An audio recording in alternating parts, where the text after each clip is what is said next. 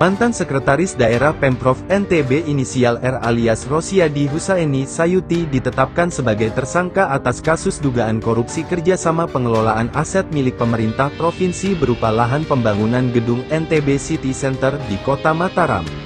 Pada hari ini tanggal 13 Februari tahun 2025 telah dilakukan penahanan terhadap Saudara Rosyadi terkait dengan pemanfaatan lahan Pemda.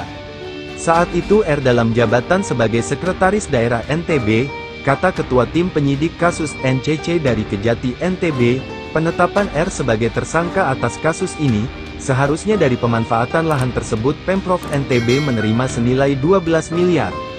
Namun, Pemprov NTB justru menerima sebesar 6,5 miliar, sehingga terjadi kekurangan penerimaan yang seharusnya sesuai dengan rencana anggaran biaya yang ada sebesar 12 miliar. Ini diterima oleh Pemda 6,5 miliar. Jadi ada pengurangan diterima Pemda, katanya.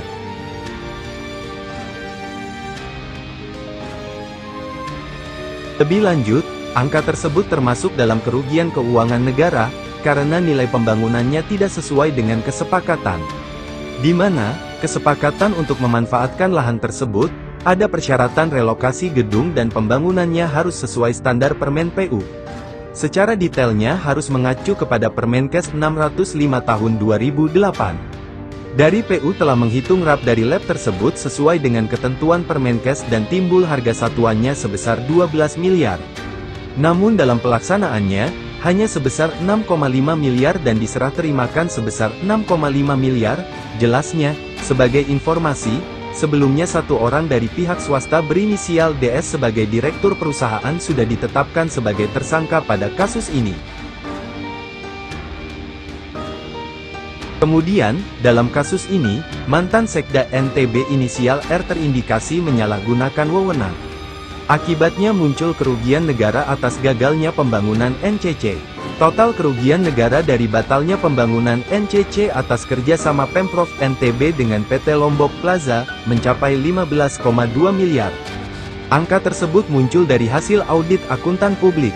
Dalam hal ini, Kejaksaan memastikan kerugian itu muncul dalam periode kerjasama PT Lombok Plaza sebagai pengelola aset milik Pemprov pada tahun-tahun 2012 sampai tahun 2016.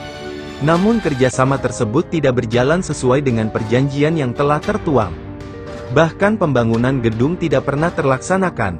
Untuk kekurangannya saat ini dari masih kami telusuri. Apakah ada pihak-pihak penerima lainnya, ucapnya.